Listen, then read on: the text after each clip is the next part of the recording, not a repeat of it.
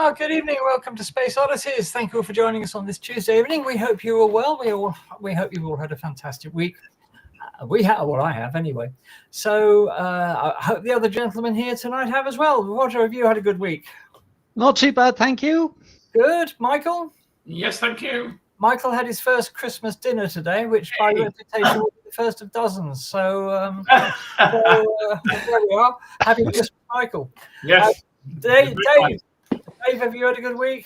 Yeah, pretty good. Actually, I saw a launch from of a Falcon 9 from Vandenberg last night in my backyard, so that was kind of cool. Wow. Oh, I've never seen a launch. One day. Okay. Yeah, and Lou, how was your week? Still trying to figure out how to put the Christmas tree lights on, but we'll get there. They won't suit you, Lou. There's no owner's manual. They don't sell it with any. Well, I bought a tree with built-in lights. Oh, you cheat. Was that from Poundland? Yay! Michael, we still celebrate the real meaning of Christmas, the birthday of Santa. Yeah. That being eat and drink as much as possible. That's it. That's the true meaning of Christmas. I've got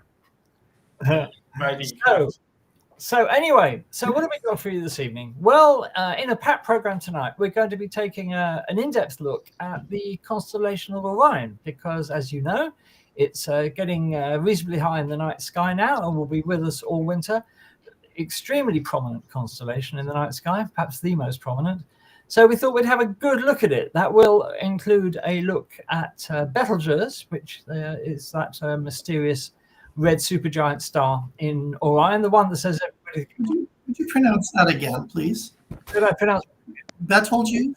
Betelgeuse. Is that? Oh my gosh, I've got to learn British. No, it's not British. It's actually Arabic, and if you look it up in the Oxford English Dictionary, which you might have heard of, although I don't know if you have it your side of the pond, but if you have.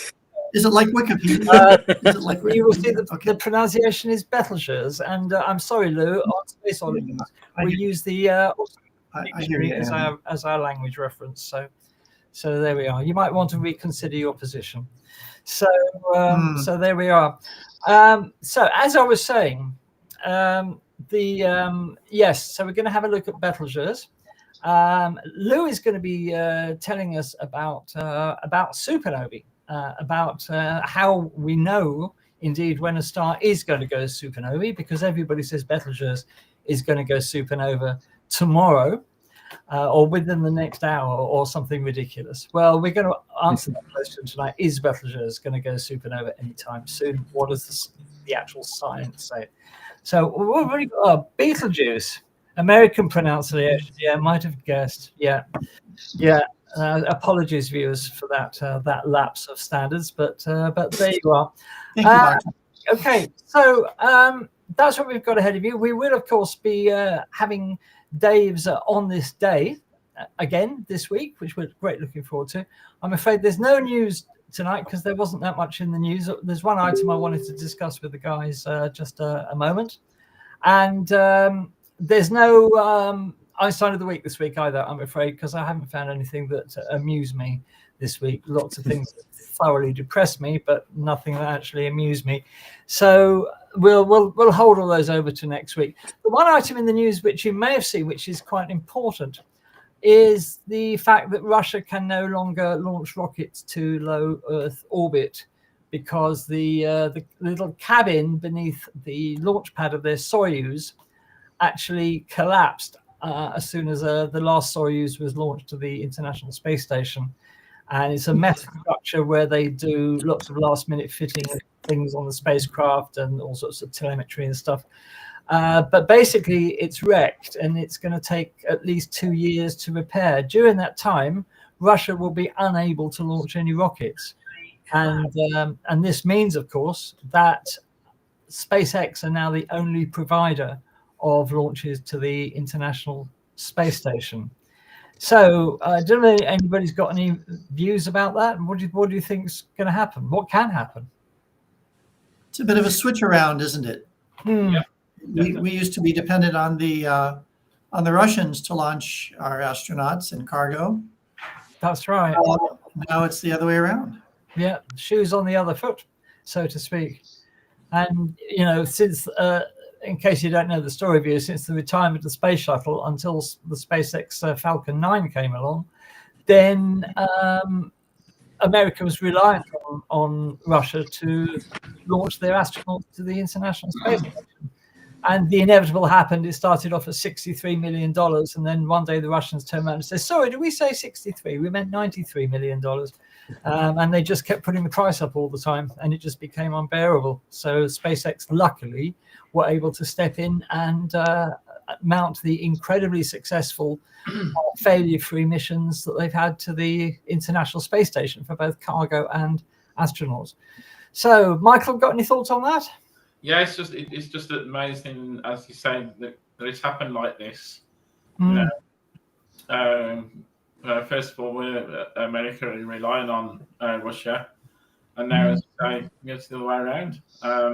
It's just incredible, because especially there's nothing wrong with the launch itself, the Soyuz launch itself. It's been going since the 60s. And it's just right. It's sad that it's actually the launch pad that suffered, that caused this. Yeah. Well, as we know, there's no money gone into the Russian space program to speak of for a very, very long time. There's been obviously no essential maintenance done, because you know, most of Russia's money now is going towards the war effort.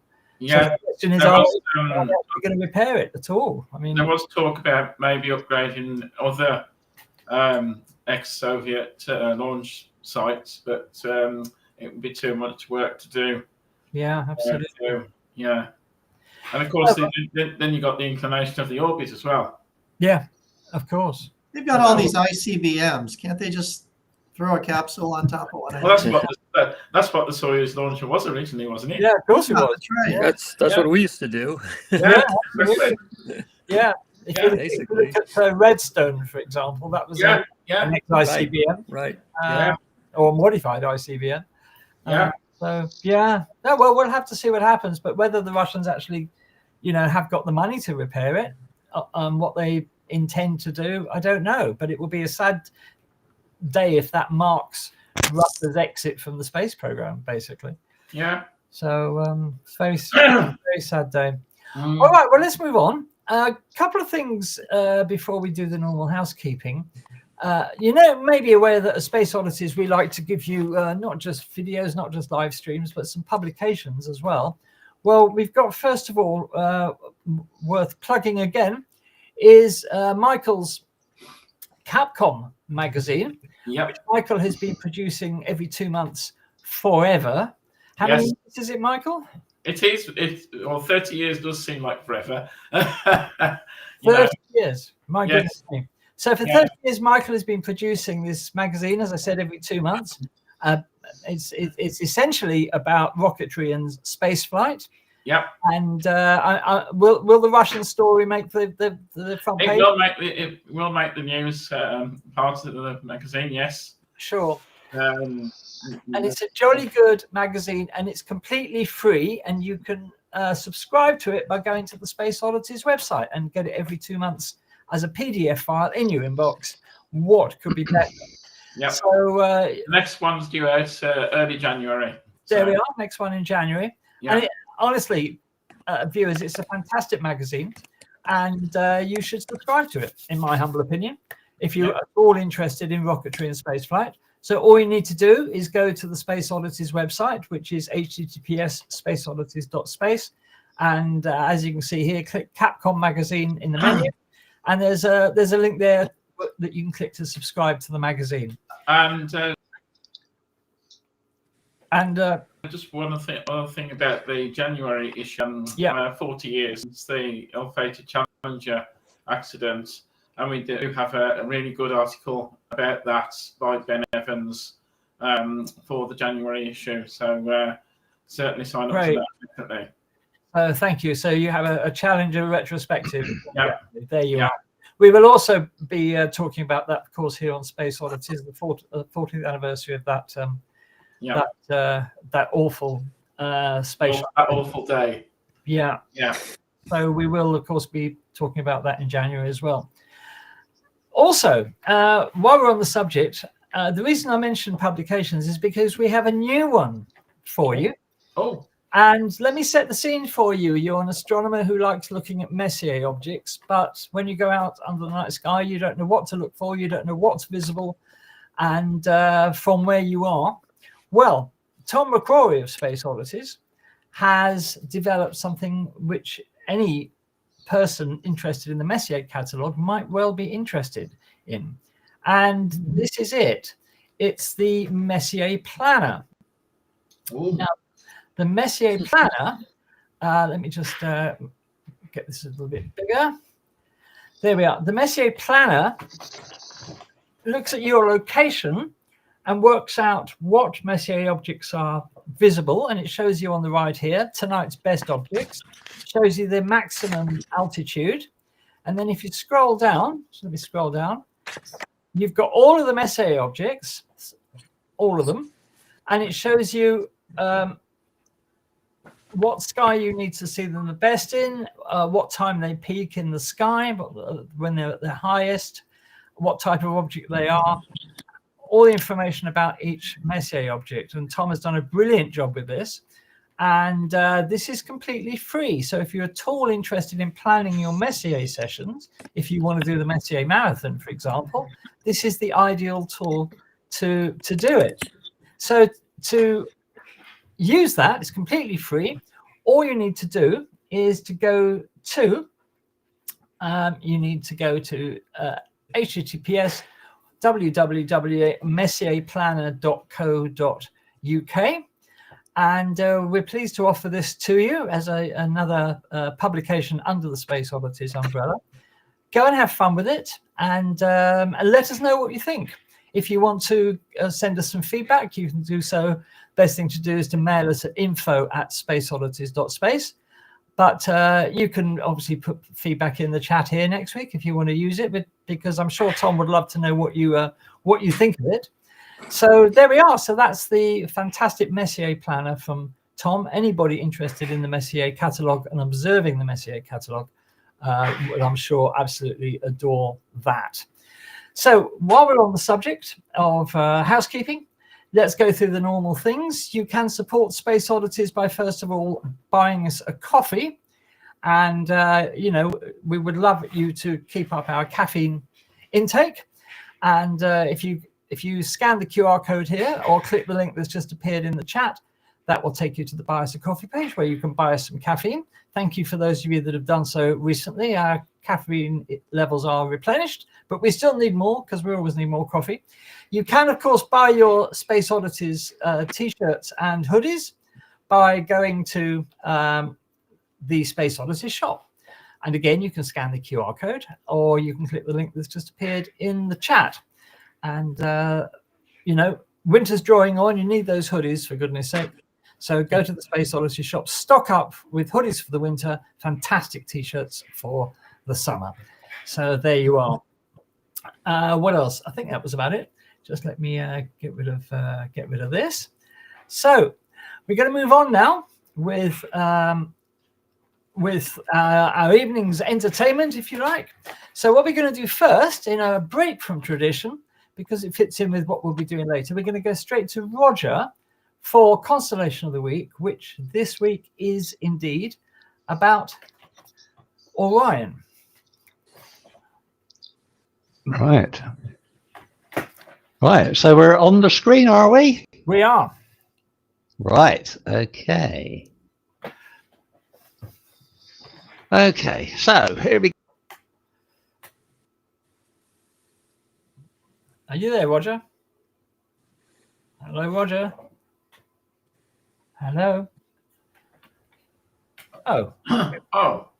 We appear to have lost Roger's sound. All right. Let's just try and fix this. Roger, if you can hear us, we appear to have lost your sound. Oh, in fact, Roger's frozen there. Ah. Okay. Well, what we'll do then, we will move on until he gets that sorted out. And what we're going to do now, because we're going to be talking about Betelgeuse and supernovae recently, we thought it might be a nice idea to get a bit of background about stars and how we know they're going supernova. because this will become apparent later when we talk about Betelgeuse. So, yes, Roger's gone. I hope he's going to come back in. So, Lou, you're going to talk to us about supernovae, and I'll just add this in, and there we are, and it's all yours, Lou. I am, and I have to admit, first of all, I started out making this presentation about Betelgeuse, and kind of at the last minute I realized, oh no, it's supposed to be more generic. So I did some wild editing and just fraction. So if I happen to say the word, you know what, forgive me. I'll make this as generic as possible. So there's a whole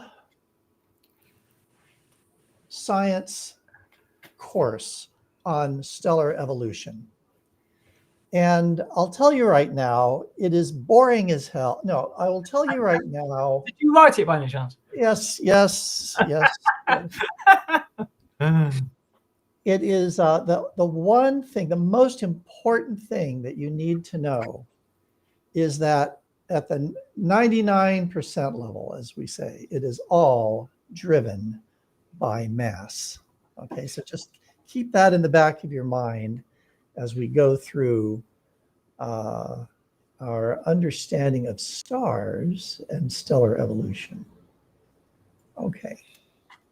Well, we're going to talk about kind of the end of life. This is an end of life talk. Okay. So if that's depressing for people, you can log off. And we're going to talk about red giant stars and red supergiant stars. This is a star at the end of its lifetime that's done its job. It's produced its elements up through iron. We're going to talk about how it does that. And it's ready to die. And if it's a red supergiant, it's going to die a phenomenal death. But before it does that, it's going to be a very large star. This happens to be some pictures of the B word star, where you can see us, kind of an average red supergiant star, could be as large as the orbit of the Earth, Mars, or even perhaps Jupiter, right? These stars get quite large, and we're going to find out why that's the case.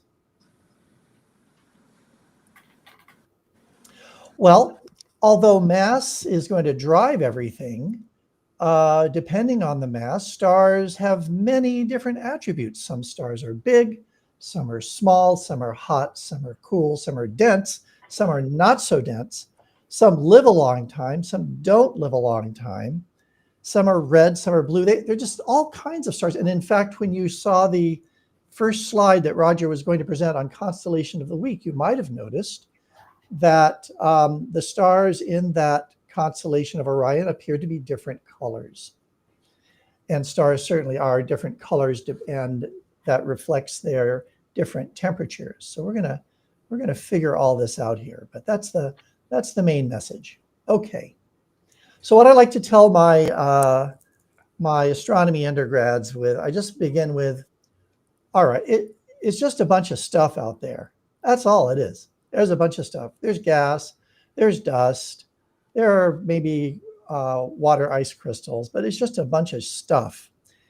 And that stuff, ironically, comes from the end of life of one of these red giant stars. So it kind of circulates, right? So there's this molecular cloud sitting out there, which is the remnants of a dying star.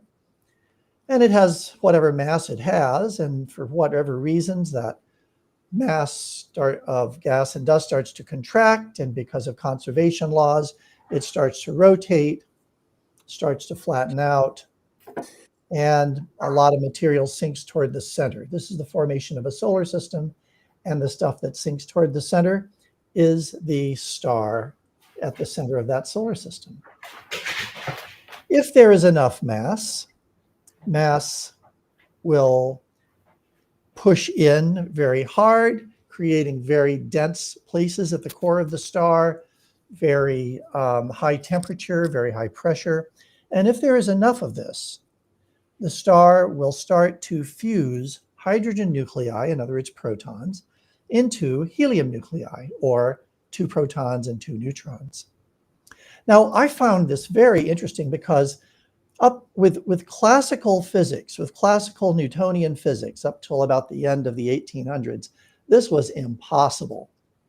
You could not take 2 protons and push them together with any force and have them bind together. In other words, have them bypass their electrostatic repulsion. Wouldn't happen. But under quantum physics, it's possible every now and then, but enough that it can fuse 2 protons together to make deuterium, can fuse 3 protons together to make tritium, can fuse 4 protons together to make helium. And each time one of these reactions takes place, it releases a gamma ray photon and a neutrino.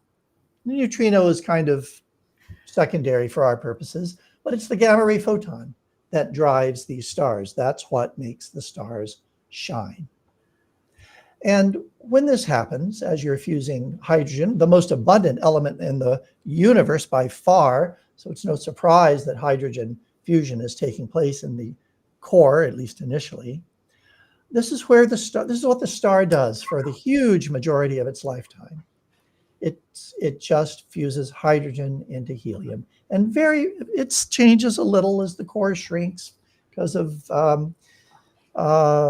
the proton pressure the particle pressure reduces a little bit, but for the most part, that's what it does. Very boring, and that's what our sun is doing right now. We call these stars main sequence stars, and I will tell you why that is in a moment.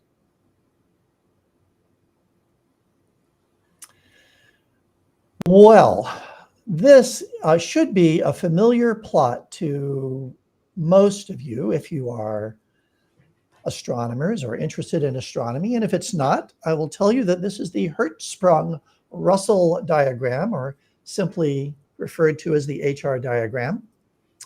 It was developed by, independently, by the way, by 2 astronomers, a Danish astronomer named Ejnar Hertzsprung. I don't know who would name their child Ejnar. That seems awfully rude. And an American astronomer, Henry Norris Russell, sometime around 1910, 1912, something like that. And astronomers were looking for ways to categorize stars. So they produced this scatter plot. You see absolute magnitude on the y-axis and temperature on the x-axis. And you can take just about any star in the galaxy and plop it into this chart. So I have my students take little colored circles that have magnitude and temperature written on them and put them on the whiteboard, and then I ask them to stand back and tell me what they see. And here's what they see. They see that the reds are kind of on one side and the blues are on the other, seem to be kind of organized by color.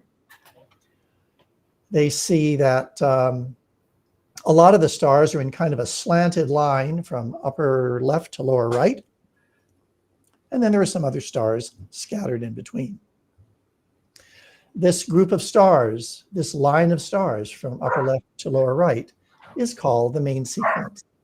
And these are the stars, like our sun, that are fusing hydrogen into helium. And they just keep doing that. As long as they have hydrogen to fuse into helium, they just keep doing that for, well, their lifetimes vary. For the stars in the upper left, they are very massive stars. The pressure and temperature produced by their mass, the gravity pushing in, makes them fuse their reactions very fast. And so their lifetimes are not that long. In the lower right, we have red stars. These are relatively cool stars. That's kind of opposite what you'd think. Here, red is cool, blue is hot. And they don't have as much mass, so they don't have as high pressure and temperature in the core, so they take their own sweet time in fusing their materials. So the upper left stars might have a lifetime of perhaps only 10 million years, which is a blink of an eye in stellar evolution. And on the lower right, these red stars might have lifetimes of many tens of billions of years. The stars that we're interested in today, however, don't even fall on this part of the graph. They are the red giants. And when these main sequence stars use up all their protons, they've all been converted into helium nuclei, a funny thing happens. And I like to say gravity always wins. The star maintains what we call hydrostatic equilibrium by gravity pushing in and fusion pushing out. And once the star has used up all its hydrogen, fusing it into helium, fusion stops. And when fusion stops, gravity wins and starts compressing the star. As that happens, the core of the star gets much hotter. And when it reaches a temperature of at least 100 million degrees centigrade or Kelvin, doesn't matter, same thing almost, then it can fuse to carbon. When this happens, you have helium fusing into carbon in the core. You have hydrogen fusing into helium in the outer core.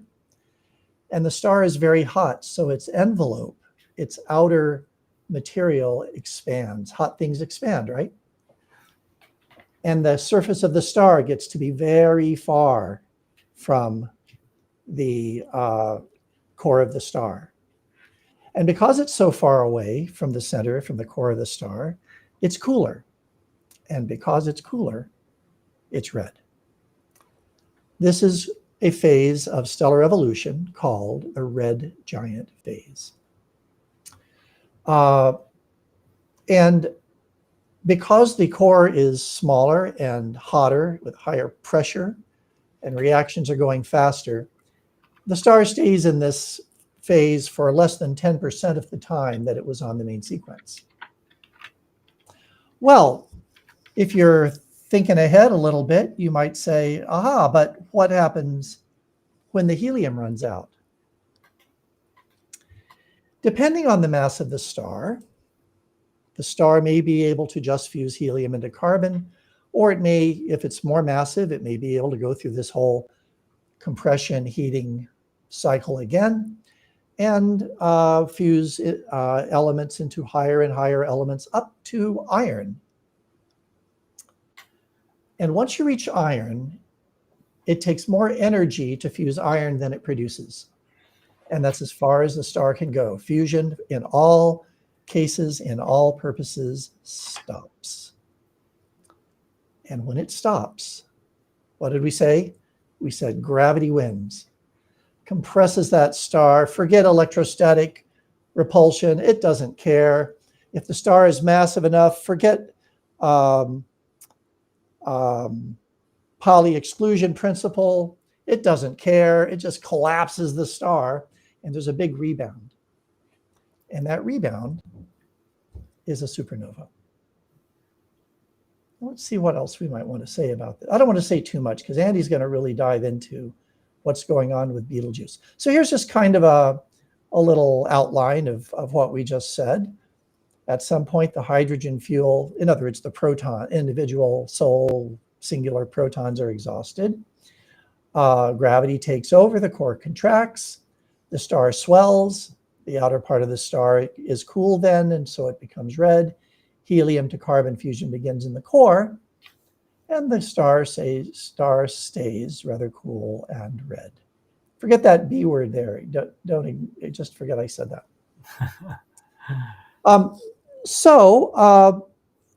As I mentioned, the hydrogen to helium fusion, that's the huge majority of the star's lifetime. This is for a very massive star, as an example.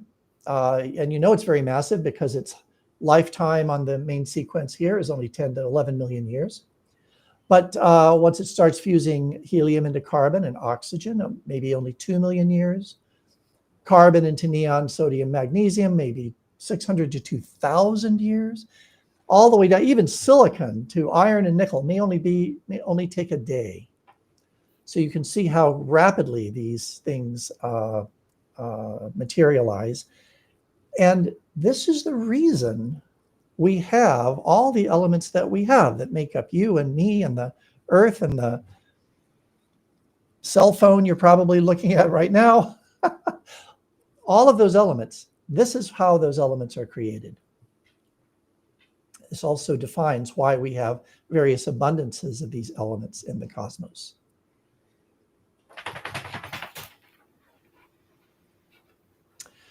Well, as I mentioned, once you reach iron in the core, if you can get that far, there's no more fusion. Forget it. It just takes too much energy. So the core collapses, there's a rebound, and you have what we know as a supernova. These are massive explosions that not only are, releasing a lot of light and neutrinos and so on, but they're also, because of the compression wave, creating other elements higher than iron, right? So you might have said, wait, iron isn't the highest, most complex element. You're right. These other elements are created in the wake of the supernova.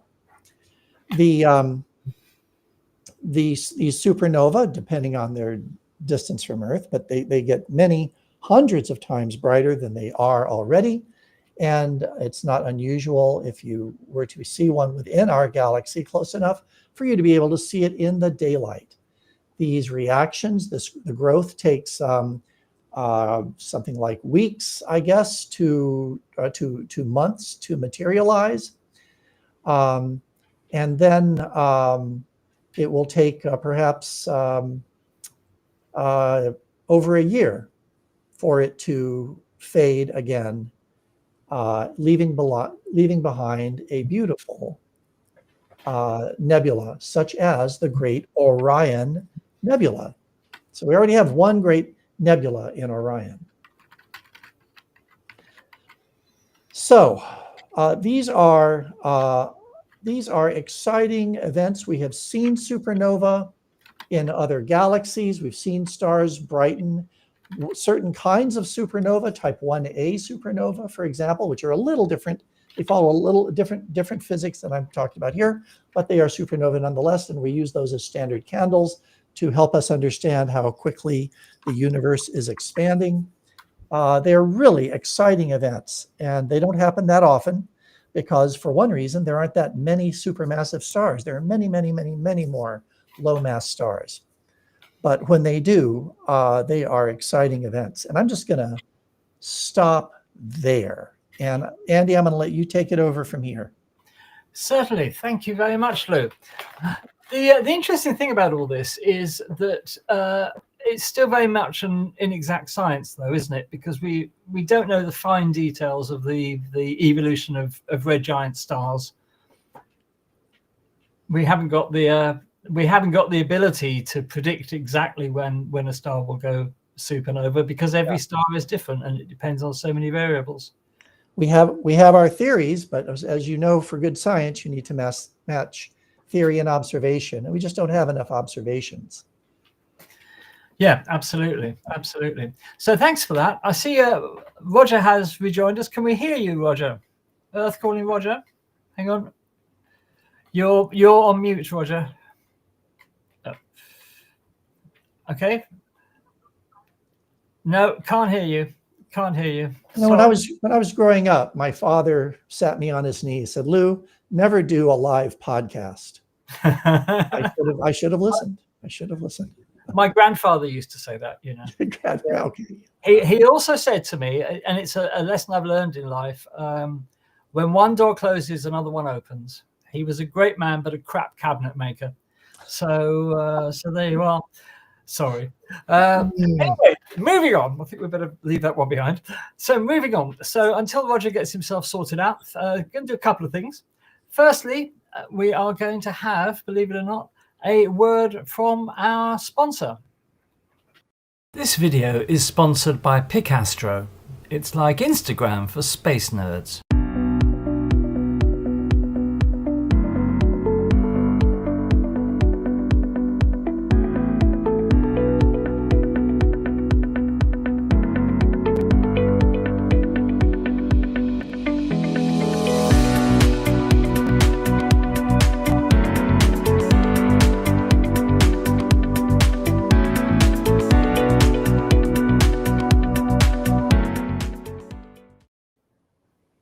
Okay, so thank you to Tom for sponsoring Space Oddities. Much appreciated. That's another fantastic app that Tom has written, Picastro, for all you astrophotographers out there. And we all know Tom is a keen astrophotographer and a very good one too. And he's the guy who spends 17 weeks out doing one exposure, or something like that. So there we are. Well, it seems like it anyway. All right. Well, get a job. That's what I say. Get a job. Absolutely. Tom does the most amazing astrophotographs. Even though he lives in Scotland and he doesn't get clear nights that often, but he does a fantastic job with the ones that he does have. So, Roger, can we hear you now? Can you hear me? Ah, you're back. Yes. Okay. Oh my God. Yeah. I don't know what happened there, but we just lost you. So yeah. Anyway, right. So you need to re-upload your presentation, if you would be so kind. I've got it to share. Oh, you got it to share. Okay, fantastic. All right then. So we're going to go back to Roger and have a second attempt at Constellation of the Week, which, as you know, is all about Orion this week. So take it away, Roger. Can you see it? Not yet. No. We really are having problems tonight, but as Lou alluded to, these are the problems of live. What do you mean we? What do you mean we? Okay, right. All right then. So shall we come back to you in a moment, Roger? Well, I'll just upload it and you won't have any animations. That's fine. All right. Well, I think we'll go straight into Betelgeuse and then come to that afterwards, if that's all right. All right then. All right then. So Lou was just talking about supernovae, and of course there is a red giant, as Lou said, in the constellation of Orion, which is what we're talking about tonight, called Betelgeuse, or Betelgeuse if you're in the US. And I'd just like to tell you a lot more about it because, as I said earlier, there have been lots of predictions that it's going to go supernova. The media have been whipping this up, needless to say, like they have with the comet 3i Atlas. So, apart from media overkill, so what is the actual science behind this? So just give me 1 second and I will tell you all about this this quite amazing star, to be quite honest. So there we are. And let's have a look at this then. So just get myself to where I need to be. 1 moment. There we are. Okay. So Lou talked very briefly about Betelgeuse. Let me fill you in some of the detail. So yes, it's a red supergiant. We're not quite sure because it depends how you measure it, but somewhere between 640 to 764 times the sun's radius. Now that equates to a star 780 million miles in diameter, give or take. Now just let that sink in. It's a star nearly 1 billion miles across. It's located about 650 light years from the Earth, making it one of the closest red supergiants we can study. Now, as far as its size goes, if placed at our sun's position, it would engulf Mars' orbit entirely. Its mass is between 14 and 19 solar masses, with luminosity around 65,000 to 87,000 times brighter than the sun. In terms of how we're seeing it from the Earth, this will give you some idea of the angle we're seeing it from the Earth. We're sort of looking towards Betelgeuse's south pole, and obviously the North Pole, therefore, is tilted away from us. The surface temperature of Betelgeuse is approximately 3,600 to 3,800 degrees Kelvin. And this, of course, because it's quite cool, it gives it its distinctive deep red hue, which, of course, any observer of the night sky is familiar with that red star on the left shoulder of Orion. Now, Betelgeuse is actually a variable star, but its periodicity is quite complex. It has a primary pulsation period of 400 days, secondary periods at 185 and 230 days, and lastly, a long period oscillation around every 2,200 days. These oscillations cause changes in the brightness of Betelgeuse, which are visible to the naked eye, from about magnitude 0 to magnitude minus 1.6. So it's a complex rhythm, if you like, of oscillations. And you can actually see the difference in brightness if you've got keen eyes. A lot of people wouldn't be able to see it. I'm not sure I would, but apparently it is these changes in brightness due to this variability are visible to the naked eye. Now, it's so vast and astronomically close that we can actually observe its surface through radio telescopes. This is an image taken using the ALMA radio telescope in Chile and shows us the star at sub-millimeter radio wavelengths. The surface shows irregular shape and limb darkening with these giant convection cells visible across its face. The sun has convection cells, of course, but they're tiny compared to the ones on Betelgeuse. And this is where heated plasma rises to the surface, cools, and falls again in a circulation. Now, the star is actually surrounded by a gas envelope about 250 times the size of the actual star. And this is caused by intense mass loss ejecting material into space. And the strange thing about this, or the notable thing about this, is that mass ejection is not symmetric. It's not equal in all directions. It's an asymmetric mass ejection. We'll be talking about that a little later. These huge convection cells are thought to be responsible for much of the variability I was just talking about with Betelgeuse. And they're truly massive. Some of these convection cells take up 60% of the star's radius. Changes within the cells are easily visible to astronomers because they can change on timescales of a week, although some of them do persist for years and years and years. So this is unlike anything that we see on the sun. These giant convection cells really are massive, and they do account for, we think, for its variability.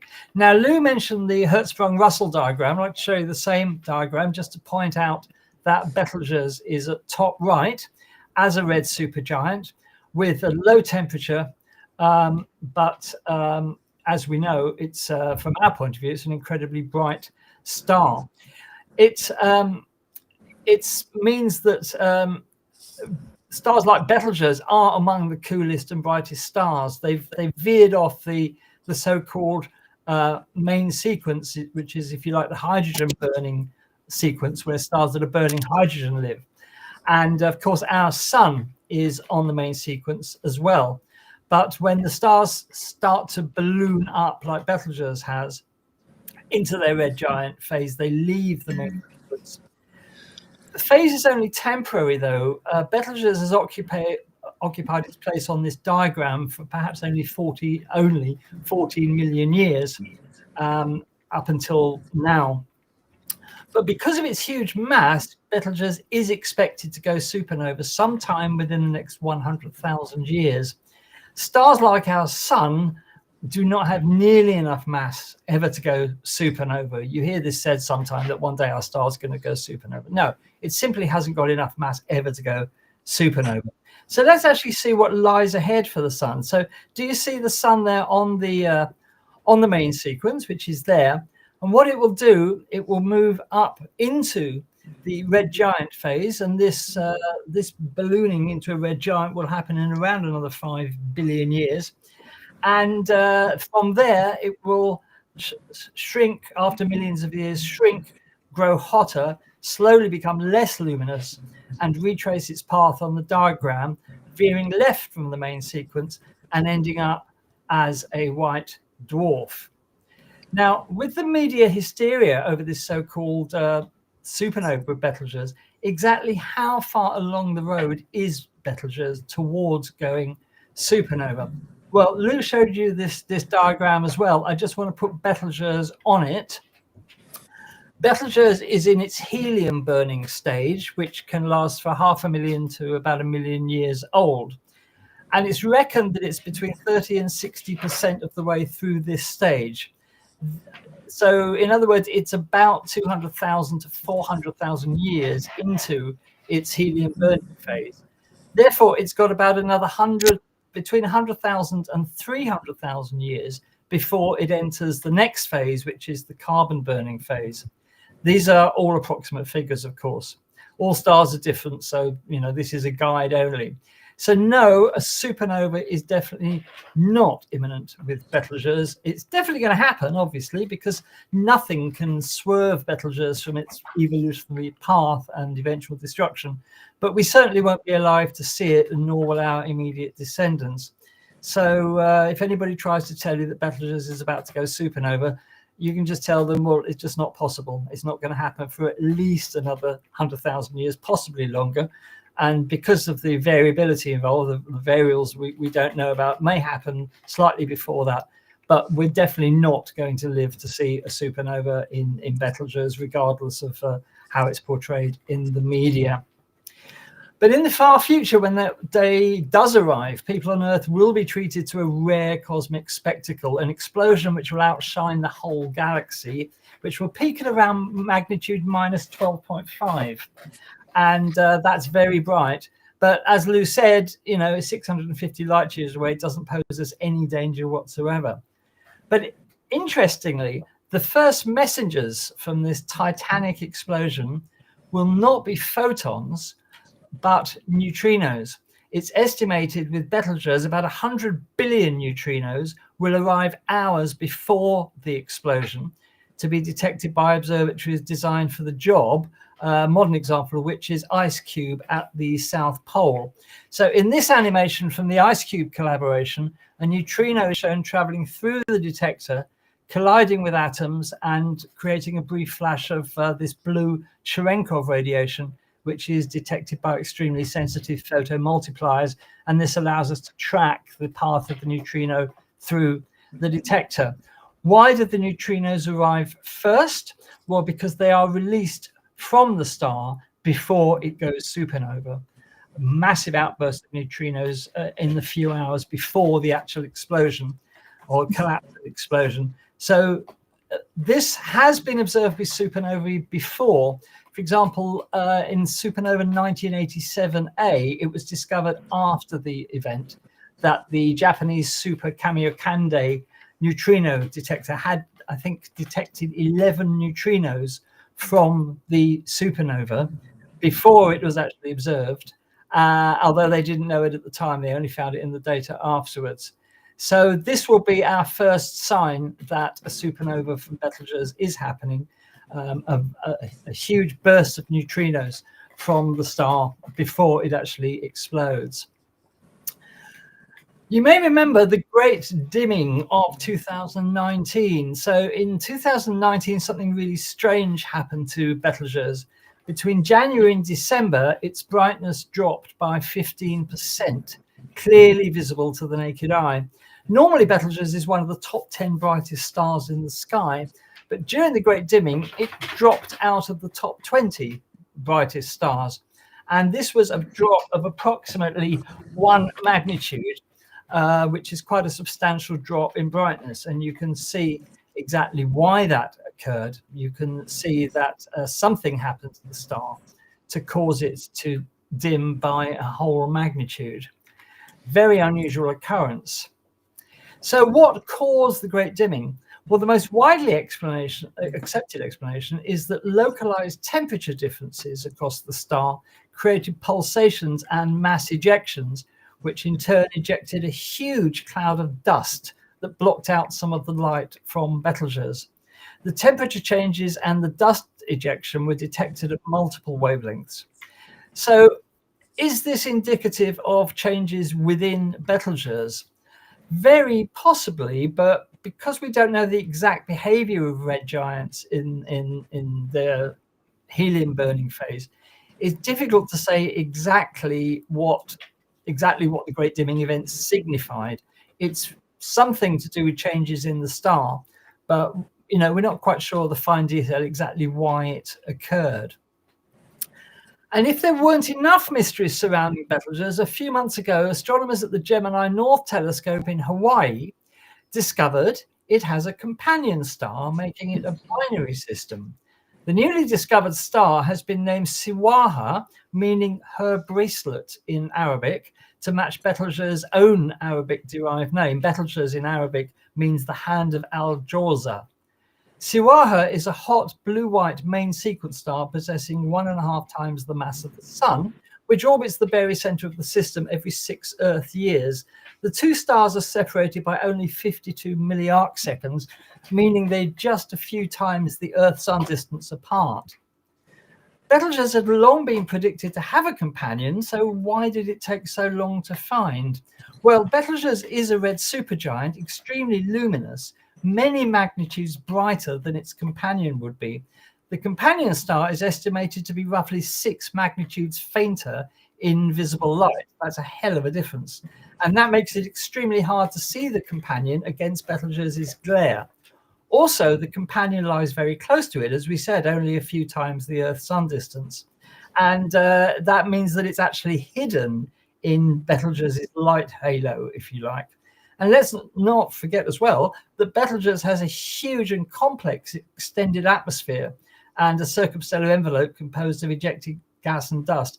Now, this environment produces diffuse emission, scattering, and other effects that blur and obscure objects close to the star, making faint neighbors nearly invisible. And also, because the apparent edge of Betelgeuse varies with its strong limb darkening, pulsations, and emission at different wavelengths, it's difficult to define a clean background against which to see a faint companion. It's conceivable that Siwaha somehow instigated or at least affected the Great Dimming event, but we just don't know at the moment, because in any event, Siwaha is doomed. It's going to spiral into Betelgeuse and be consumed in about 10,000 years. So it's only a very short-lived companion. But there's more. There are yet more mysteries about Betelgeuse. Why does it spin so fast? Now, Betelgeuse rotates once in about 30 Earth years, which may sound slow, but stop. Sorry about that. Babysitting a dog. She wants to give her opinion about Betelgeuse. So it rotates once in about 30 Earth years, which may sound slow, but it's rapid compared with other red supergiants. And sometimes red supergiants, because of various factors, appear not to rotate at all. Also, why does Betelgeuse show signs of extensive internal mixing? It's all churned up. And as we said earlier, why is this mass loss from Betelgeuse asymmetrical? Well, all of these can be explained if perhaps 100,000 years ago, there was a third star in the system of approximately 1 solar mass, which was consumed by Betelgeuse. This was first proposed way back in 2017 and went largely unnoticed, but has surfaced in the last week or so. It's been all over the news about Betelgeuse consuming a companion about 100,000 years ago. And I think it's surfaced because the media are confusing the two stories of Siwaha, the companion star, and the other companion star that was consumed, according to what is believed, about 100,000 years ago. So yet again, the media are just getting everything wrong, aren't they, at the moment? But it's intriguing to think that a lot of the features that we puzzle over with Betelgeuse could have a simple explanation that 100,000 years ago, there was a third star in the system about the same mass as our sun, which Betelgeuse consumed, which gave rise to this asymmetric mass loss, its rotation speed speeding up, and other questions as well. So absolutely fascinating idea. So just to finish, when the Arabs named that bright red star on the shoulder of Orion, they could not have dreamed what an enigmatic and gargantuan object they were actually looking at. Astronomers will continue to investigate Betelgeuse, obviously, right across the spectrum to solve its mysteries. It's not going to go supernova soon, but nonetheless, it's still a fascinating star. And it's telling us a lot about how red supergiants evolve, even if we are not able at the moment to piece together all the clues and answer some of the outstanding questions about it. So if you've never looked at Betelgeuse through a telescope, go and have a look. It's a fascinating object. We just think of it as a bright red star in the sky, but it's got a big story behind it and lots of intriguing features. So go and have a look at Betelgeuse. There you are. Ooh. Right. Okay. So that brings us to Roger, I hope, and we're going to, as part of this, look at the constellation of Orion. So, yay! Oh, look, we've just had that picture on your last slide. I know. No collusion. Something. Oh well, there we are. Okay, so we've. I think we've already done it before, but we're having an Orion special anyway, so we're going to do it again with a bit more in depth on some of the items that we might have already heard of previously by my two previous presenters. So obviously we know it's the hunter of Greek mythology, stories of passion, blindness, and death by scorpion sting of Artemis's arrow. Oh dear, they've always have a bit of a drama, these stories, don't they? But in Sumerian legend, Gilgamesh battled with the celestial bull Taurus. Oh, so there we go. As otherwise known, it is known by everybody around the planet, flat earthers or not, and because it's near the equator, it is quite easily visible to northern and southern hemispheres. So although they see it upside down to us, or they see it upside down from their point anyway, but there we go. So it was one of the 48 constellations recorded by Ptolemy in the 2nd century. So there we go. Yeah. So how do we recognize this constellation in the night sky, do we ask? We already know what that's all about, don't we? So currently, if you look towards the southern horizon, although it will be round about midnight or so by tonight, should you be so looking out at a clear sky, it will be up there. And here we are. Here is the outline, as you can see, with his arrows up behind him and his bow to the right there, all quite well concealed and oh, hang on. But here's a little presentation of the stars and their positions with their names. Let me see if this plays. Oh no, it doesn't play because it's on the thing, isn't it? Oh, darn it. Moving on. Oh, moving on. Okay, so as we have already heard, Betelgeuse, right? So we've already had the basics of all the information of what was done in Andy's presentation, so we'll move on to that away. So we've also got Rigel, a blue giant, which is also 110 million kilometers in diameter, 79 times the sun's radius, 120,000 times brighter than the sun, although it is a bit further away than Betelgeuse at 863 light years, and slightly more toasty at 12,100 degrees Kelvin. So there we are. So it's the 3rd brightest star in the constellation, magnitude of 1.6, and forms the left shoulder. There we go. And then we go down to the belt. Olnitak, Olnilam, and Mintaka. They don't make it easy. No, they should have had the 3 owls there, but there we go. Yeah. So Olnitak, a triple star system. The primary is 28 times the sun's mass and 20 times larger. Alnaham is a single blue supergiant, 370,000 times more luminous. And Mintaka is a sextuple system, which a combined luminosity of 250,000 suns. Well, you don't see many of those around. So this is a size comparison with our sun, just to show you how big these are. And as you can see, they are all quite measurably larger, especially the middle one, Alnaham. But due to the positions of their distances, they all look roughly about the same. So as you can see, the distance is between 800, 1,340 and 915 light years. So they are all quite spread away. So it's just a matter of line of sight. So Olnitak's 20 times radii, 79 for Rigel, and Betelgeuse is 700. So we're going from one extreme to the other here with the various stars in Orion. And so here we have the main stars with their distances. So Orion 7642. So Bellatrix is the nearest at 243, and Alnikham at 1340 being the largest, most distant. So there we go. Oh, hang on. So this gives you a rough line of sight of the positions on distances away from us that form up the line of sight constellation that we know as Orion.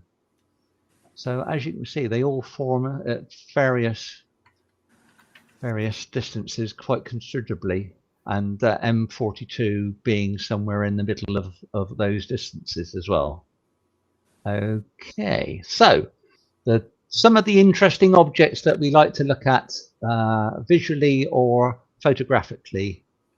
Some of these images are mine, as is this one here. And then we go on to the most famous one, which everybody knows. Orion. Orion, M42, M43, there we go. So it's located roughly 1,344 light years away at a visual magnitude of +4. So even a pair of binoculars will show up a nice little fuzzy blob. So all well and good with that. But deep in the heart of that is the trapezium cluster, where we got 4 young massive stars being born in amongst all the gases there. The picture on the left is one of mine, and I only did a very short capture of this just to try and get the details of the trapezium in the gas there.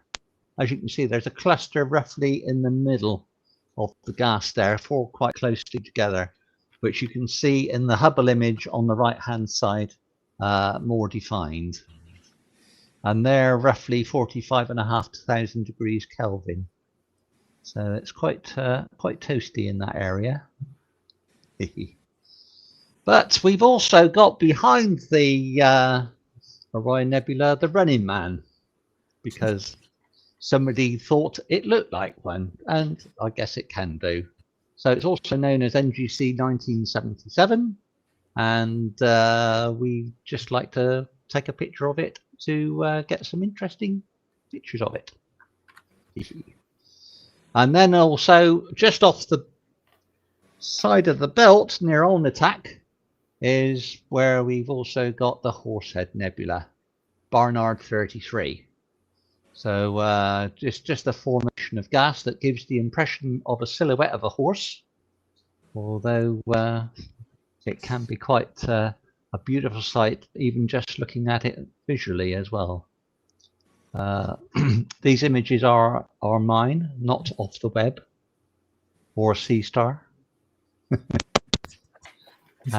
Here's a general view.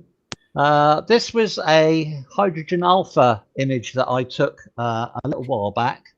I thought it looked rather nice just as a black and white image to show you all the definition of all the gases that are around that area. And we've also got the Flame Nebula there as well, which I will be mentioning as well in a moment. Okay, so we've got the Flame Nebula, NGC 2024, which is also very near to Alnikham as well. So it's just due to the nature of how the gases and expansion of the gases there that is blocking out some of it gives the impression of a flaming tree. I'm sure lots of people have found that. But down in the lower right-hand corner, we've got the Eerie Reflection Nebula of the Witch Head. And just off to the right, Rigel. And that is what is illuminating the gas here. Of course, if you look at it in the correct orientation, looking at it, it's upside down. So you need to rotate it 180 degrees to get the full effect of the witch head. But it's quite an interesting object to be able to see. And that's roughly 900 years away. Not too far. And then we've got Colander 70, which has got some little bits of gases and stuff in there, a little open cluster. And then we've got some other little bits and pieces amongst all the gases as well. So interesting to see. But we've also got Messier 78, which is just up from the Flame Nebula, further up. And that's quite an interesting, nice capture that I'm sure Tom would already have.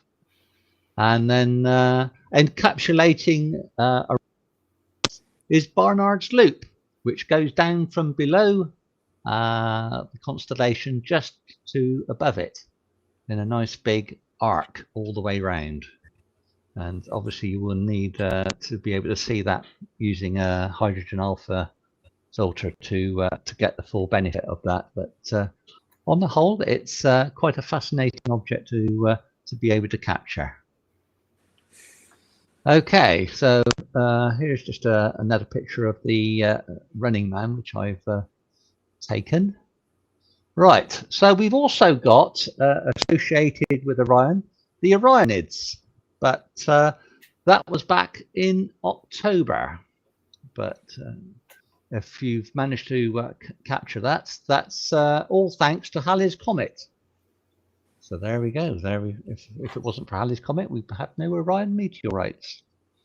So there we go. And that's basically it, really. Right. Thank you, Roger. That's great. So, yes. You know, apart from anything else, Orion is really a very rich constellation full of all sorts of objects and lots of targets for astrophotographers there. So, so there you are. Thank you very much indeed. Okay, just a couple of things before we go on. I'd like to thank Gerard for his donation tonight. Thank you very much, so much appreciated. If you would like to donate directly to Space Oddities, it couldn't be easier. Just click the icon underneath the chat window, the one with the $ on, and you can make a donation directly to us. All money received goes towards keeping Space Oddities going. So we are very appreciative of any money you can spare. We know everybody's tightening their belts these days, but any money you could spare to help us deliver the what we like to think of as quality science journalism that we bring you every week, to keep that going for as long as possible, your support will always be gratefully appreciated. Don't forget you can buy us a coffee as well, and you can also support us at the Space Oddities shop by buying those absolutely splendiferously gorgeous t-shirts and hoodies. So thank you very much, and we do appreciate it. Okay, well, moving on now. What we're going to do now is go to Dave, and as you know, Dave has started a regular feature on Space Oddities on this day. So I wonder what On This Day has got in store for us this week, Dave. Okay, yeah. Well, let's see. I guess history did not do us the favor of having anything to do with Orion on December 2nd, so I'm afraid I'm not going to be able to join your theme. I'm sorry, but that's that's how it goes. So let me see now. Okay, so how can I drive this thing? Okay, here we go. So I guess, yeah, the first thing, 1971, December 2nd, Mars 3. Soviet Mars lander made the first soft landing on the Martian surface, the first man-made vehicle to survive landing on Mars. Launched in May of 1971. There was also an orbiter. I'll tell you about that in a second. It was a limited success. It only transmitted for about 20 seconds. It landed. It operated or sort of got itself. You can see the pedals there. They unfolded. It took about 90 seconds to do that. It started transmitting an image, and 20 seconds later the transmission stopped. And the image that the partial image it transmitted is what you can see up in the upper right there. And it was, there've been still people sometimes look at it and say, oh, well, maybe that's the horizon and that's the thing. No, that image is the direction it was. that is the image, the direction. Now, what was happening, and what it would have done, it only did about 72 lines, I think, before it stopped, but it did the lines vertically when it took an image. That's how the camera worked, and so it would have been spreading out, horizontally to get the full image, and it just so it doesn't look like much. And one of the reasons is, besides what may have not been, maybe been transmission failures and stuff.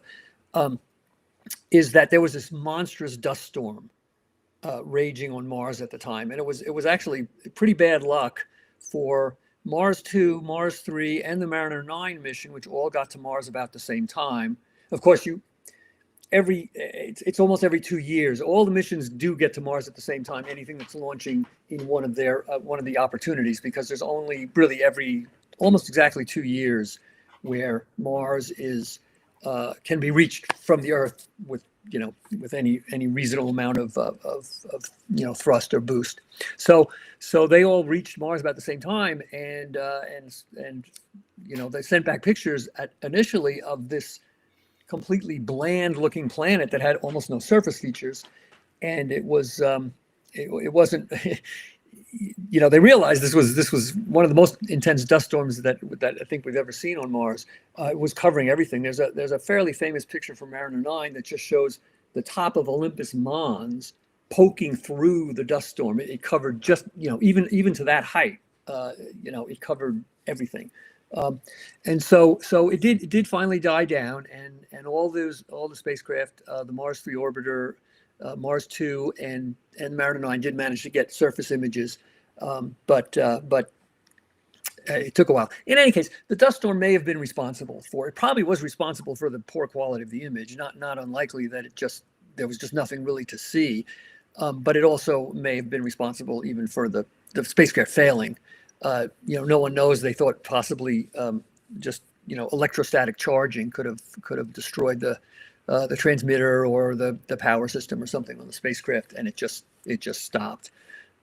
But again, still the first successful soft landing on Mars, still pretty exciting in 1971. And the orbiter, because there was a fuel leak on the way there, it did not have enough fuel to go into its nominal near circular orbit that it wanted to go into. It ended up in this highly elliptical orbit. Now I can't remember the period, and I had looked this up so I could say it, and I don't remember, but it was something like 8 to 12 days, I think, the period of the orbit, somewhere in that range. So it was only able to come down and get pictures, close to Mars every 8 to 12 days. It did take some pictures, and let's see, I'll show you the next on the next slide here. These are a couple of the images from Mars 3, from the Mars 3 orbiter. The one on the left is actually showing part of a mountain range on Mars, although it's it's hard to make out a lot. But apparently it's part of a mountain range on Mars. I don't know what mountain range. And then there's an image of the limb where you can actually see the atmosphere above Mars, which is pretty cool. And actually, between these two, Mars 2 and Mars 3.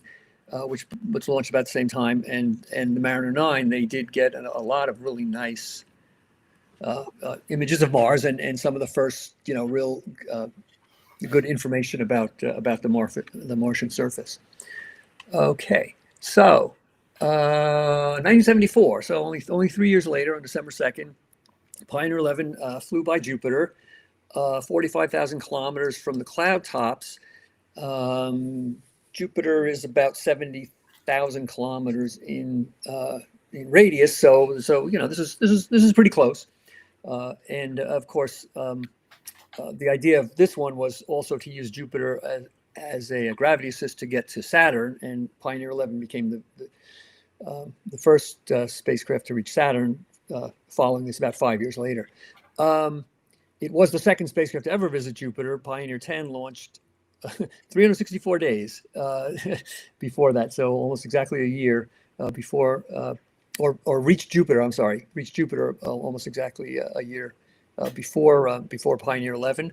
But Pioneer 11 held the record for the closest approach to Jupiter, even closer than Voyager 1 and 2, which followed, sometime later, for over 20 years.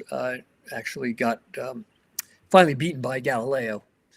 But it was quite a it was quite an accomplishment, especially considering we're 1974. It's still, it still amazes me what they did back then. And okay, so anyway, there's down at the bottom. There's a picture of artist rendition of Pioneer, and also one of the pictures that Pioneer 11 took of Jupiter. And this was really, our first close-up images of Jupiter between Pioneer 10 and 11 really taught us a lot about the atmosphere of Jupiter, and kind of details that we weren't able to get from Earth. Okay, and then 2013, so 12 years ago, I guess. I was going to say not that long ago, but 12 years. Okay, anyway, Chang'e 3 lunar lander rover mission launched on a Long March 3 from China. It became only the third nation to land a craft on the moon, obviously behind the Soviet Union and the United States, and only the third robotic rover, following Lunokhod 1 and 2 in 1970 and 73. And interestingly enough, only the second country to ever put a robotic rover on the moon, because the United States never did that. We had rovers driven by actual people. And anyway, this was really, the Chang'e missions from China have been incredibly successful. Most countries experience so many failures when they first start. If you remember, I guess it was a couple of weeks ago, I talked about the Ranger mission that failed and how many Rangers failed before they actually got them to work. But China's been amazingly successul at landing and rovers and all sorts of studies on the moon, and landed on the far side of the moon, landed by the poles. So this was really kind of the other two before that, Chang'e 1 and 2, were orbiters. So this was the first time they landed, and it was very successful, and it really opened the gate, I think, for their further missions. No, I was going to say really quickly, I've been doing this for years for the solar system, because I was doing this for our planetary science page at NASA, and so I had put this together for the solar system over years and years and added things to it. So I'm going to try to expand it a little bit to include astronomy, just get a little bit outside the solar system. It does have some things that are beyond that, but I added a couple things at the bottom here, just really quickly. Also what happened on this day, 1915, the general theory of relativity was published. 1942, the first self-sustaining nuclear reaction was achieved by Enrico Fermi's group under Stagg Field at the University of Chicago, where they built a whole lab underneath the football stadium.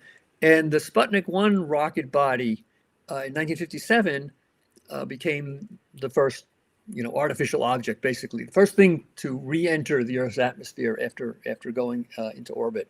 Wow. The rocket body came down before the Sputnik 1 main satellite, which is the rocket body was actually the thing that was visible when people would see.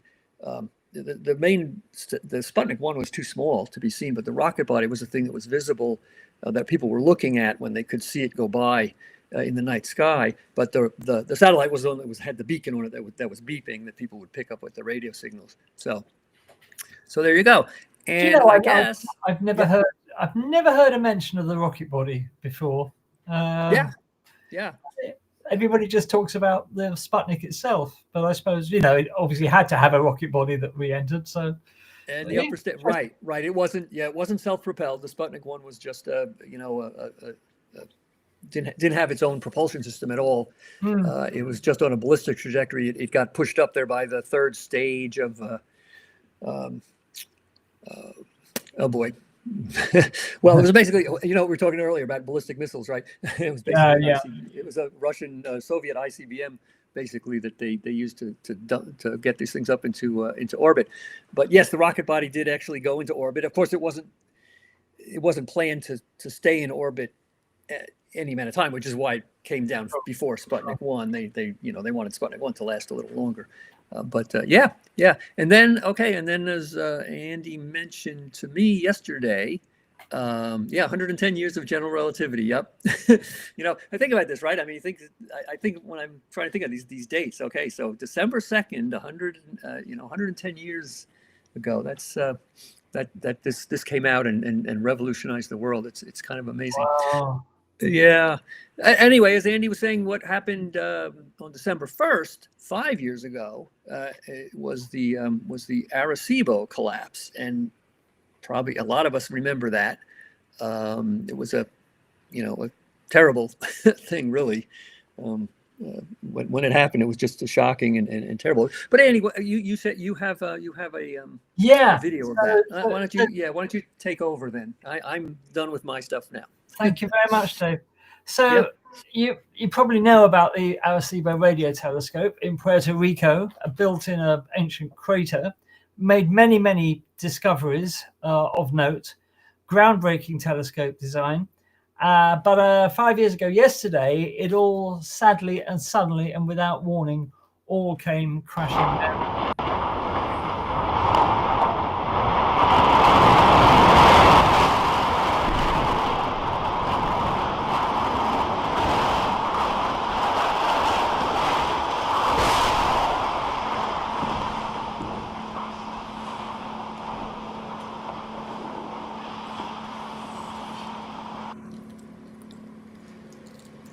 This was the view from the drone, and watch all the cables.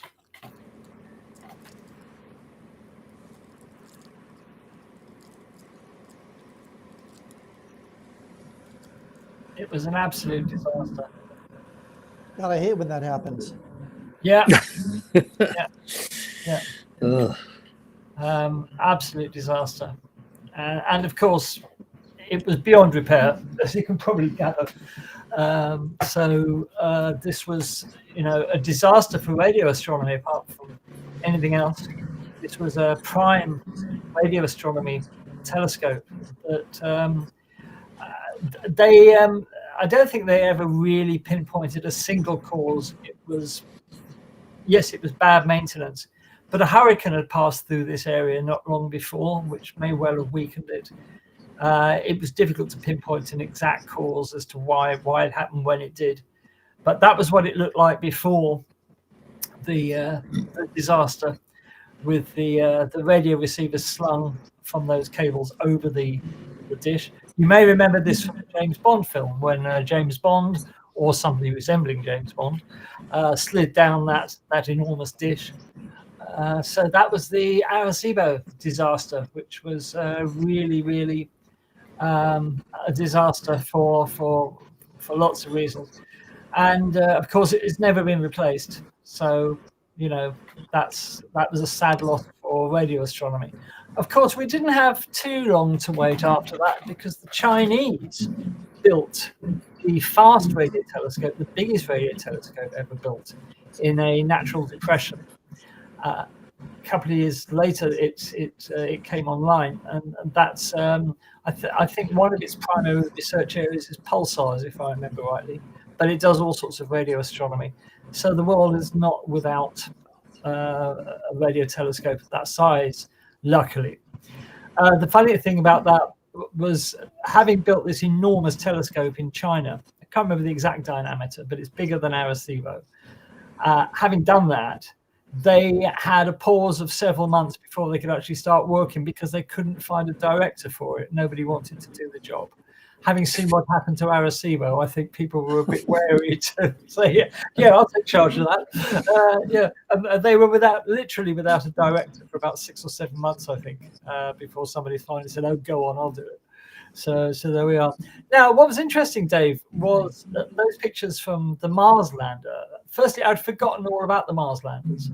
I had it in my head that Viking was the first soft landers. Thanks for reminding me about that. I'd forgotten about that. But as you say, they weren't successful. But if you look at the primitive imaging technology compared to today that was used then, this brings me rather nicely to a plug, believe it or not. Because some of you out there may, if you've been watching Space Oddities for a long time, you may know Bernard Hennen, who has had to leave Space Oddities because he has a job that doesn't really allow him to participate anymore. He's a very busy man, but he is a science writer, and he has actually written a fantastic book called Imaging Our Solar System, the Evolution of Space Mission Cameras and Instruments. Very good book. It may sound as dull as ditch water, but it's not. It's a really interesting book about how imaging systems on spacecraft have evolved over time. And in it, he lists all of the planetary missions and what instruments they carried and what problems they had, developing and designing and building the imaging and all this sort of thing. Really, really interesting book. Get it from Amazon. Thoroughly recommend it. And I'll be remiss if I don't mention Bernard's other book that I mentioned before, Exploring the Ocean Worlds of Our Solar System, which this is the old edition. He's just released an updated edition because things have moved on. And that's a fascinating read about the ocean worlds of the solar system. So that's, again, available from Amazon. Highly recommended as well. And while we're on the subjects of books, I think I need to mention this one as well, Chasing New Horizons by Dr. Alan Stern and David Grinspoon. The story of how Alan Stern got the Pluto mission literally off the ground, and how he and the so-called Pluto underground pushed the whole idea of a Pluto mission when NASA weren't interested, and how they finally managed to get that wonderful spacecraft to Pluto to give us our first look at Pluto. I mention this because Dr. Alan Stern will be a guest on Space Oddities in January. We haven't arranged a date with him yet, but Alan will be here in January to talk about what we've learned from New Horizons in the 10 years since New Horizons arrived at Pluto. What have we learned? Also, January will be the 20th anniversary of the launch of New Horizons. So it'd be kind of nice to have him along in January to talk about that. So we've got that to look forward to. Alan Stern on Space Oddities in January. Okay, enough plugs. Now, moving on, we're going to go on to Roger now. And Roger, of course, is going to be our guide to the night sky and the Reader's Gallery, or Reader's Digest, Viewers Gallery, of course. For this week. So Roger, what have we got up in the night sky? Okay, so for a full first week of December, we will be moving on to right, we're going onto a full moon this week on Thursday. It's the last large moon of the year. We all know the hype that these things get, and but looking out at the night sky, we have got lots of some of the ends of the summer constellations and autumn constellations now coming across, but we've also got Orion coming up through as well.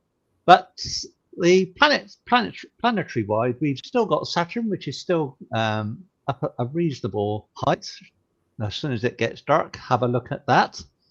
And also we've got Jupiter coming up nicely as well. And we're quite fortunate that we've got Jupiter coming over to quite a height in the night sky. So that works well for us, but not so much for the southern hemisphere. Boo-hoo. Never mind. But if you like to waken up in the wee hours of the morning out at the night sky, you will gradually get to see Mercury coming up through up as well, and we've also got Venus coming up as well, so that will be quite good. It will be getting at its greatest elongation later in the week, so keep an eye out for that if you haven't seen Mercury before. Just to say, on Thursday, we've got the supermoon. I'm trying not to say that. It's marginally bigger, 14%, but it is 30% brighter. So you might notice a bit more brightness from the moon, especially if you're seeing it rise up. So it might be an interesting opportunity to give it some scale against some landscape or other. And as I said, it's greatest elongation for Mercury on the December the 7th. So best to see it around about 6 to 7 o'clock in the morning before we get too much brightness of the sunrise. So keep an eye out for that.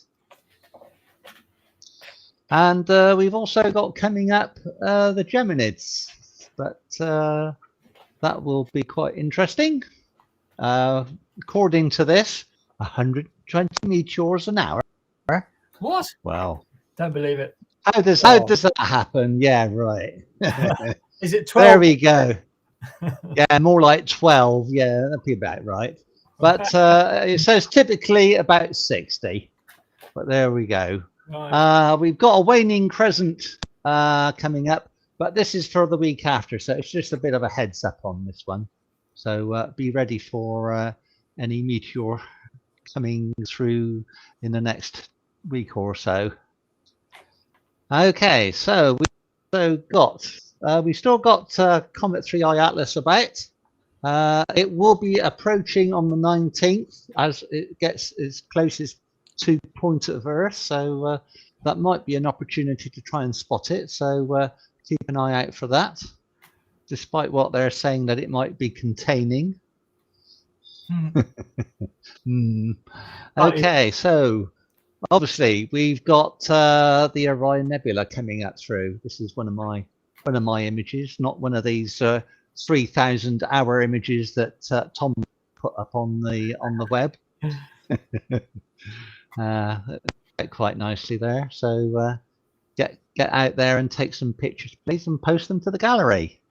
But I thought it's looking rather nice outside. I'll go and take some pictures of the sun and see what's going on out there. So this is some of the data that we've got from the Solar Dynamics Observatory, and it shows you it's just gone past, but we were made aware of this big coronal hole in the northern hemisphere here. So there might be some outbursts of aurora in the next week or two coming up through, possibly. And as you can see, some of the sunspots are coming around are rather of a large nature. Okay. Ooh. So these are some images that I actually took this morning to post up, and we've got some of the data here from of the numbered spots here, and 4294, which is the one big group here. Apparently, that's got 41 sunspots in its group. Although, wow, as you notice, as it rotates round, they do tend to sort of break apart and then maybe form up again later on. So it's quite a stunning size. So there are quite a few on the way round. So as we can, as it rotates round, we'll see how those progress and see what else manifests itself. But there doesn't appear to be anything on the far side to compete with this group at the moment. So it'll be interesting to see how these progress. So while we look at those pictures, we'll see what other members have managed to photograph. And we've got one from Michael Murphy, who's still in Australia. Yeah. And wow, this is what he's managed to produce the sun, which got me thinking, with the sun out this morning, let me see what those sunspots like. And this was what it was the day before.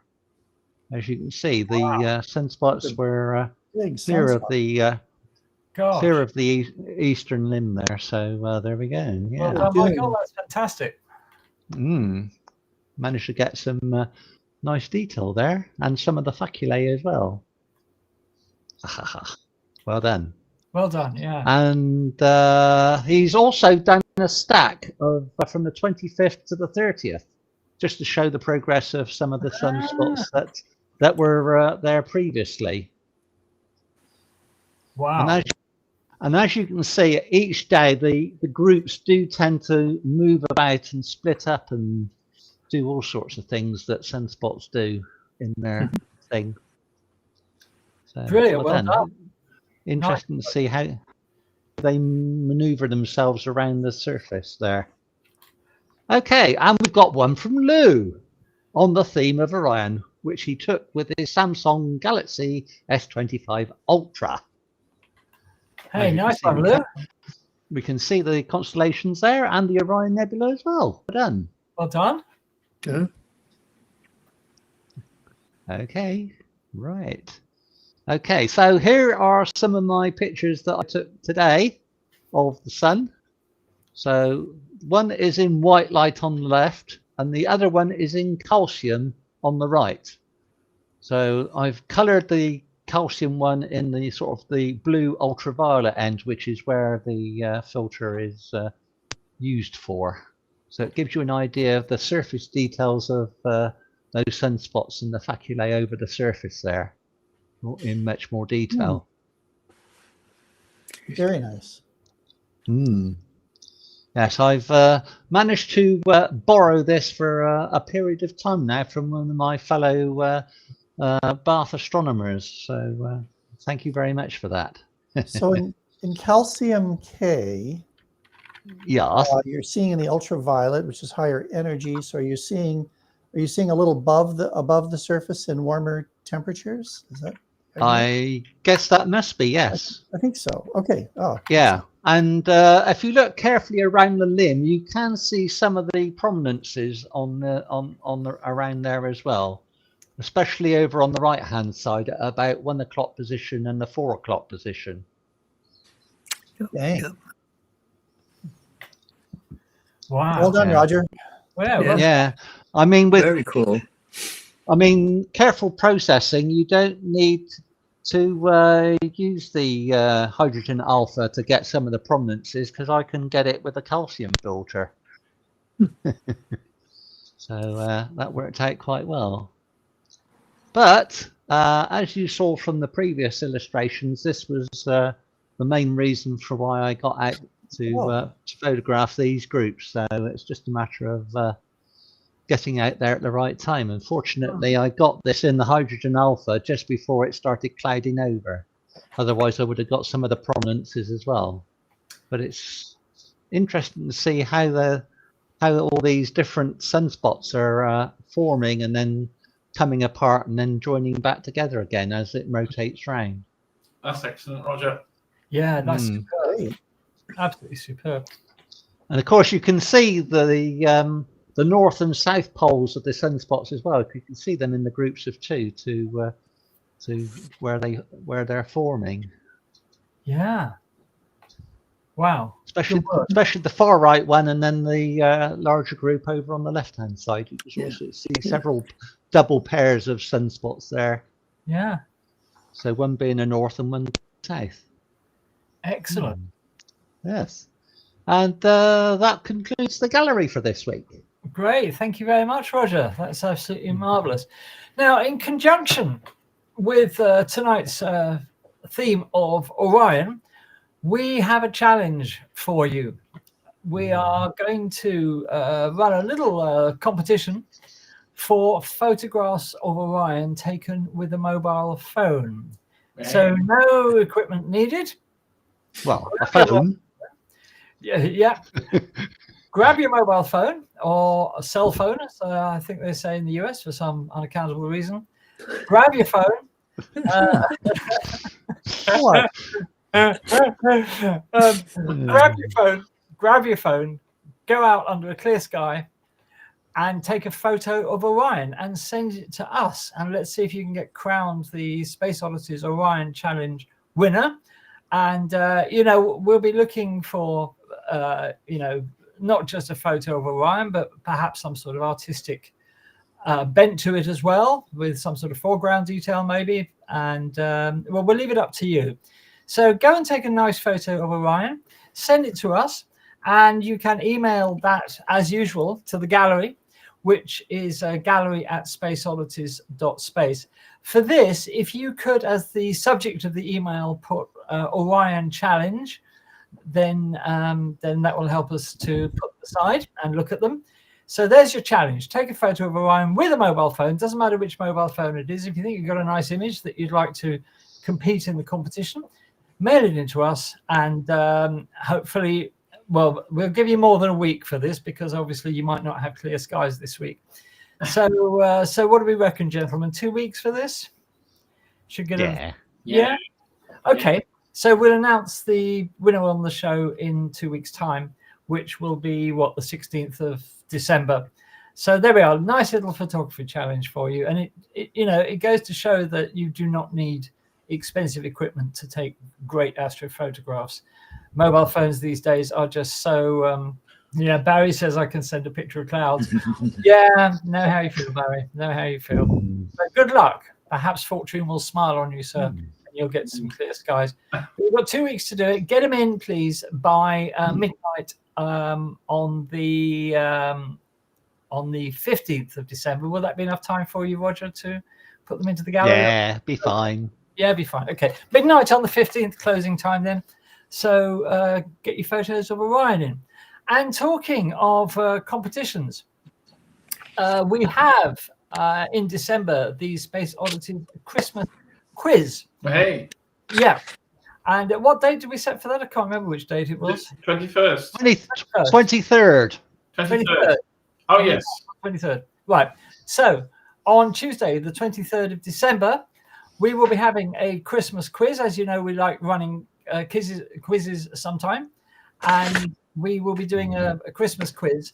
And we are offering a prize this year as the for the winner of the Christmas quiz. And just let me show you exactly what the prize is. It is the 2026 Yearbook of Astronomy, shown here at Amazon. Hope you can see that okay. And as you can see, it's on sale at Amazon for $17.95 plus £9 delivery. Goodness me. So this is a worthwhile prize to have. Edited by Brian Jones. You will know Brian Jones from Space Oddities. He brings out the yearbook every year. It's a fantastic book of what's in that sky of the year, all sorts of essays and articles and things. Fantastic book to own for 2026. And we are offering that as the prize for the quiz on the 23rd of December. And this prize has been kindly donated to us by Daz. So Daz, thank you for your donation.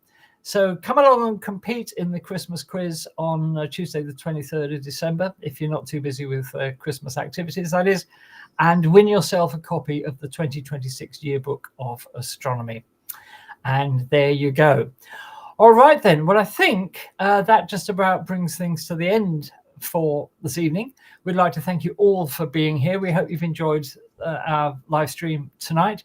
Don't forget, you can support the channel in lots of different ways. Don't forget, we also have a Patreon page where you can go to. Very, very easy to find. Patreon.com/Space Oddities. And join the community for just a few pounds every month and help support us carry on at Space Oddities. And if you do join the Patreon community, we will send you as a present a couple of nice astro photographs taken by Space Oddities astrophotographers as a present for joining. And on the Patreon page, you'll be able to download the presentations that we show you on a Tuesday. There's all sorts of lovely stuff there as well. And if you do join the community, go to the chat entitled For New Members, and that tells you everything about how to claim your free astro photographs and a lot of other information as well. So we hope you join our community at Patreon. From all of us this evening, thank you so much for being here. We hope you have a fantastic week. Hope your Christmas preparations are going well, because we all have to think about it now. And I'm looking forward to January, because I'm taking my daughter to Prague for 4 days for her 15th birthday, because it will be 15 years, believe it or not, since I was working in Prague on the night she was born, because she arrived early, so I missed it. But anyway, we're going to do that as a special present for her birthday. I can't wait to get back to Prague. I've spent a lot of time there in the past. So there we are. So I've got something to look forward to in the new year, in January, which is normally the doom and gloom month, isn't it? So that'll be nice. And we may even get some snow, which will make the experience even more magical for her. So thank you all for joining us tonight. We will be back next week with some more wacky tales of the cosmos. So until then, have a fantastic week, everybody. Look after each other, stay safe, and from all of us, a very